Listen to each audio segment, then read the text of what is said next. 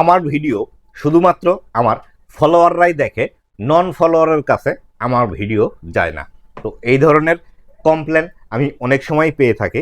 তো কী কারণে আপনাদের ভিডিওগুলো শুধুমাত্র ফলোয়াররাই দেখে, নন ফলোয়ারের কাছে যায় না, আজকের এই ভিডিওটিতে বিস্তারিত আলোচনা করব। তো বন্ধুরা, আপনারা যদি এই ধরনের প্রবলেম থেকে থাকে যে আপনি ভিডিও আপলোড করলেন, শুধুমাত্র আপনার ফলোয়াররাই ভিডিওটি দেখছে না, নন ফলোয়ারের কাছে যাচ্ছে না, কিভাবে নিয়ে যাবেন এবং কি কাজ করতে হবে, এই সম্পূর্ণ বিষয়গুলো জানতে পারবেন। তো বন্ধুরা, আপনি যদি আমার চ্যানেলে প্রথমবার এসে থাকেন, অবশ্যই চ্যানেলটি সাবস্ক্রাইব করে দিয়ে পাশে আসা বেল নোটিফিকেশনটি অন করে দিবেন, যাতে করে ভবিষ্যতে ফেসবুক রিলেটেড এমন আরও ইনফরমেটিভ কন্টেন্টগুলো আপনারা পেতে থাকেন। তো বন্ধুরা, বিশেষ করে যারা আপনারা ফেসবুক প্রোফাইলের মধ্যে কাজ করে থাকেন, তাদের ক্ষেত্রে এই সমস্যাটি বেশি হয়ে থাকে যে আপনার যারা ফলোয়ার আছে তাদের কাছে আপনার ভিডিওটি যায় এবং তারাই আপনার ভিডিওটি দেখে, নন ফলোয়ারের কাছে আপনার ভিডিওটি যায় না। তো বন্ধুরা, এই যে আপনি প্রোফাইলের মধ্যে কাজ করছেন, আমি ভেবে নিতেই পারি আপনার প্রোফাইলের মধ্যে কমপক্ষে 5,000 ফ্রেন্ড ছিল।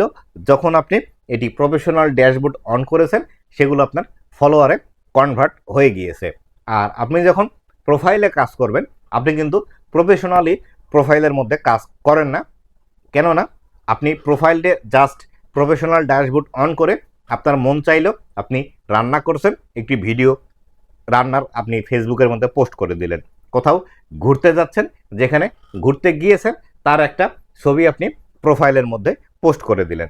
অথবা আপনি কোথাও যাচ্ছেন, গাড়ির জানালা দিয়ে একটি ভিডিও তৈরি করে সেই ভিডিওটি আপনার প্রোফাইলের মধ্যে পোস্ট করে দিলেন। অ্যাজ ইউজুয়াল আমরা যেভাবে প্রোফাইল চালিয়ে থাকি, কোথাও একটি ভালো অনুষ্ঠানে গেলাম, সেখানে কয়েকটি ছবি তুললাম, অথবা কোনো বিয়েবাড়ির অনুষ্ঠানে আসি, সেই বিয়ের কিছু মুহূর্ত আমরা ক্যামেরা বন্দি করে তারপরে ফেসবুকের মধ্যে পোস্ট করলাম।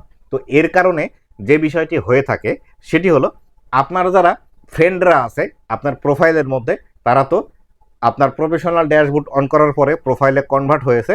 তো যারা আপনার পরিচিত অথবা আপনার সাথে খুব ভালো সম্পর্ক, তারা আপনার এই পোস্টগুলোতে, ভিডিওগুলোতে, আপনার এই ছবিগুলোতে হয়তো একটি দুইটি লাইক দেয়, অথবা কমেন্ট করে, অথবা তার পরিচিত কোনো ব্যক্তি সেখানে ছিল, তাকে দেখে এখানে কমেন্ট করে, যার ফলশ্রুতিতে আপনার এই ভিডিওগুলো ফলোয়ারদের কাছেই সীমাবদ্ধ থাকে।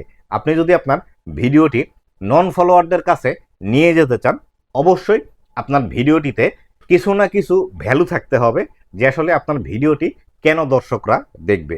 আপনি ভিডিওর মধ্যে কোনো কমেডি বিষয় করছেন, নাকি আপনার ভিডিওর মধ্যে এমন কোনো বিষয় আছে যে বিষয়গুলো দেখে দর্শকদের প্রবলেম সলভ হবে, অথবা আপনি কাউকে মজা দেওয়ার জন্য ভিডিও তৈরি করছেন যে আপনার ভিডিও দেখে তারা মজা পাবে, অথবা আপনার ভিডিওর মধ্যে এমন কোনো ইনফরমেশান আছে কিনা যে ইনফরমেশানগুলো দিয়ে দর্শকদের কোনো বেনিফিট হবে। এই বিষয়গুলো যদি আপনি ইনশিওর করতে না পারেন, কখনোই আপনার ভিডিওগুলো নন ফলোয়ারের কাছে যাবে না। আর প্রোফাইলে যখন আপনি কাজ করবেন, আপনার প্রোফাইলে যদি অলরেডি 5,000 ফলোয়ার থেকে থাকে বা 5,000 ফ্রেন্ড থেকে থাকে, যখন আপনি একটি ভিডিও প্রোফাইলের মধ্যে পোস্ট করলেন, তখন কিন্তু ফেসবুক এই যে 5,000 ফলোয়ার আছে, এগুলোকে কিন্তু জেনুইন ফলোয়ার হিসেবে কাউন্ট করবে, এবং এই যে 5,000 ফলোয়ার আছে, এই ফলোয়ারগুলো থেকে আপনার এই ভিডিওটিতে কেমন এঙ্গেজমেন্ট আসছে, কেমন আপনার এভারেজ ভিউ ডিউরেশন আসছে, এই বিষয়গুলো কিন্তু ক্যালকুলেশন করে যদি দেখে আপনার 5,000 ফলোয়ারের একটি পেজ, কিন্তু আপনি ভিডিও আপলোড করলে আপনার ভিডিওতে ভিউজ আসছে 200, সেই ক্ষেত্রে এই ভিডিওগুলো নতুন নতুন দর্শকের কাছে আর সাজেস্ট করে না। তো যার ফলশ্রুতিতে আপনার এই ভিডিওগুলো ফলোয়াররাই দেখে, নন ফলোয়ারের কাছে যায় না। তবে এই ক্ষেত্রে আপনার ভিডিওর যদি কোয়ালিটি ভালো হয়ে থাকে, সেই ক্ষেত্রে কোনো একজন দর্শক যদি আপনার এই ভিডিওটি শেয়ার করে, তাহলে সেই ক্ষেত্রে নন ফলোয়ারের কাছে কিন্তু আপনার এই ভিডিওগুলো দ্রুত পৌঁছাতে সাহায্য করে।